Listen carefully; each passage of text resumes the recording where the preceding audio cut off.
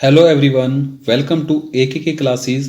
Students, आज की इस एजुकेशनल वीडियो में हम क्लास 10th की टेक्स्ट बुक फर्स्ट फ्लाइट के chapter number 7 glimpses of India के first part a baker from Goa के क्वेश्चन आंसर को करेंगे।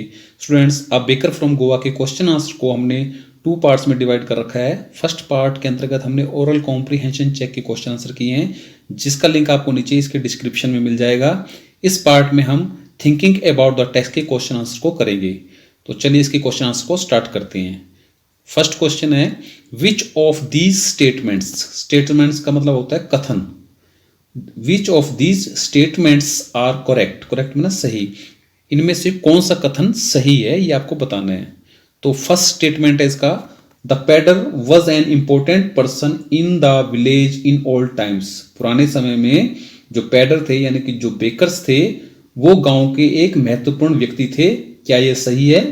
तो इसका आंसर हो जाएगा ट्रू, क्योंकि ये सही है, क्योंकि पैडर पुराने समय में गांव के एक महत्वपूर्ण व्यक्ति हुआ करते थे।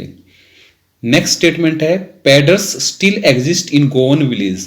पैडर अभी भी गोवा के गांवों में मौजूद हैं। क्या ये सही है? तो ये सही है, इसका आंसर हो जाएगा ट्रू। नेक्स्ट स्टेटमेंट है, the paders went away with the Portuguese. जो पैडर हैं वो पुर्तगाली लोगों के साथ ही चले गए हैं। क्या ये कथन सही है?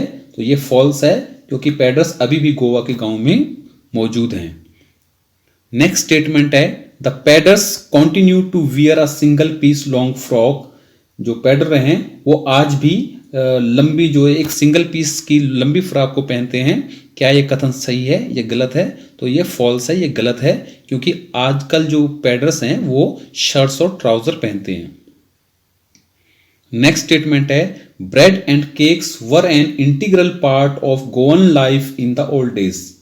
पुराने दिनों में जो गोवा का जो लाइफस्टाइल था, गोवा का जो जीवन शैली थी, उसमें ब्रेड और केक जो है उनका एक अभिन्न हिस्सा थी। तो क्या ये सही है? तो इसका आंसर हो जाएगा ट्रू, हाँ ये सही है। नेक्स्ट स्टेटमेंट है, traditional bread baking, traditional bread baking is still a very profitable business. जो परंपरागत ब्रेड बनाने का जो काम है ये आज भी एक लाभकारी व्यवसाय है। क्या ये सही है? तो ये सही है, इसका आंसर हो जाएगा ट्रू।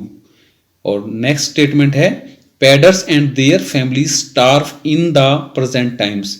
जो पैडर हैं यानी कि जो बेकर्स हैं और उनके जो परिवार हैं वो आज के समय में भूखे मर रहे हैं, यानी कि उनको कोई काम नहीं है। इस तरह से कुछ पूछा गया है कि उनके परिवार आज भूखे मर रहे हैं। तो क्या ये कथन सही है? तो ये कथन फॉल्स है, सही नहीं है, क्योंकि आज भी वो काफ़ी प्रोस्परस हैं और काफ़ी अच्छा अर्निंग करते हैं।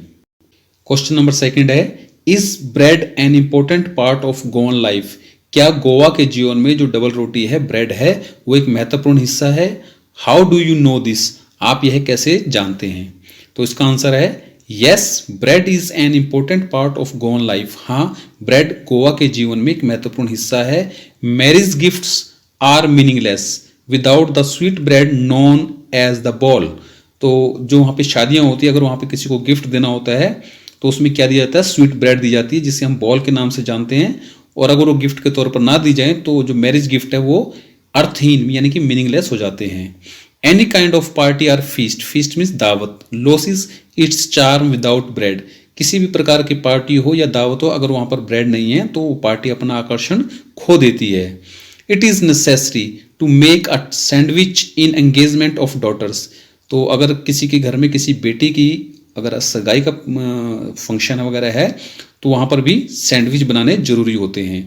Cakes and bolinhas are a must for Christmas as well as other festival. Festival means त्यौहार। तो क्रिसमस का त्यौहार हो या कोई अन्य त्यौहार हो तो घरों में क्या बनाए जाते हैं? केक्स और बोलिनहास बनाने जरूरी होते हैं। Thus we can say that bread is an essential, essential means जरूरी, essential part of Goan life। इस प्रकार हम कह सकते हैं कि जो ब्रेड है वो गोवा की जो लाइफ है उसमें उसका एक जरूरी हिस्सा है। क्वेश्चन नंबर थर्ड है, टिक द राइट आंसर। सही जो आंसर है उस पर आपको टिक लगाना है। What is the tone of the author when he says the following. जब ये कुछ नीचे स्टेटमेंट दे रखे हैं, जब राइटर इन स्टेटमेंटों को कह रहा है, बोल रहा है, तो उसका टोन क्या है, उसका लहजा क्या है। तो पहला स्टेटमेंट है, the third and the jingle of the traditional baker's bamboo can still be heard in some places. जो परंपरागत बेकर है, जो बेकर लोग हैं, उनके बैम्बू की जो आवाज है थर्ड की और जिंगल की, थर्ड और जिंगल शब्द को हम चैप्टर में पढ़ चुके हैं। थर्ड और जिंगल की जो साउंड है, वो बेकर के बैम्बू की जो थर्ड और जिंगल की साउंड है, उसको अभी भी कई स्थानों पर सुना जा सकता है। तो ये जो स्टेटमेंट है, ये किस प्रकार का स्टेटमेंट है? नॉस्टैल्जिक है, होपफुल है या सैड है?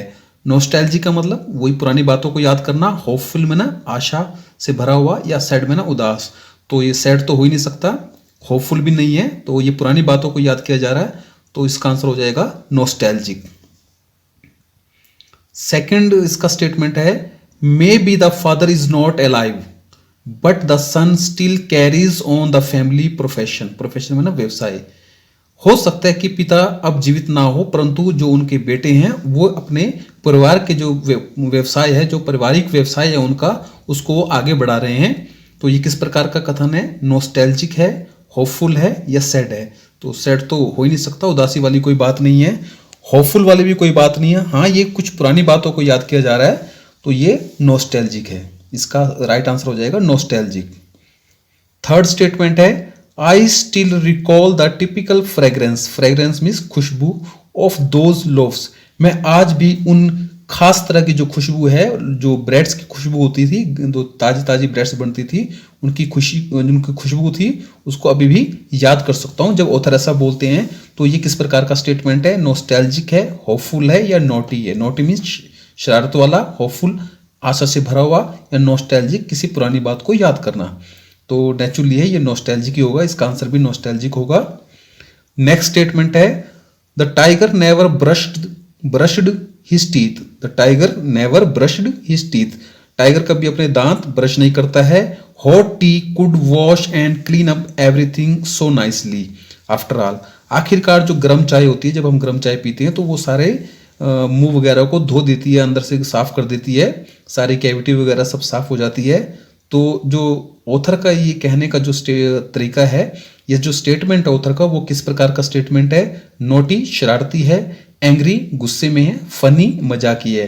तो किस तरह का है? तो नेचुरली ये फनी उसका स्टाइल है, तो इसका आंसर हो जाएगा फनी। नेक्स्ट स्टेटमेंट है, cakes and bolinhas are a must for Christmas as well as other festivals. Festivals में ना त्योहार, जो केक्स हैं और बोलिन हास है, वो क्रिसमस का त्यौहार हो या कोई अन्य त्यौहार हो, उसमें वो जरूर बनाए जाते हैं। ये किस प्रकार का स्टेटमेंट है? सैड, सैड वाला तो नहीं हो सकता, उदासी वाला तो है ही नहीं। होपफुल, आशा से भरा हुआ, या मैटर ऑफ फैक्ट, या एक वास्तविक तथ्य है जो वहां पर घटनाएं होती थी उसके बारे में वास्तविक सच्चाई है। तो क्या ये सही बात है, ये सच बात है?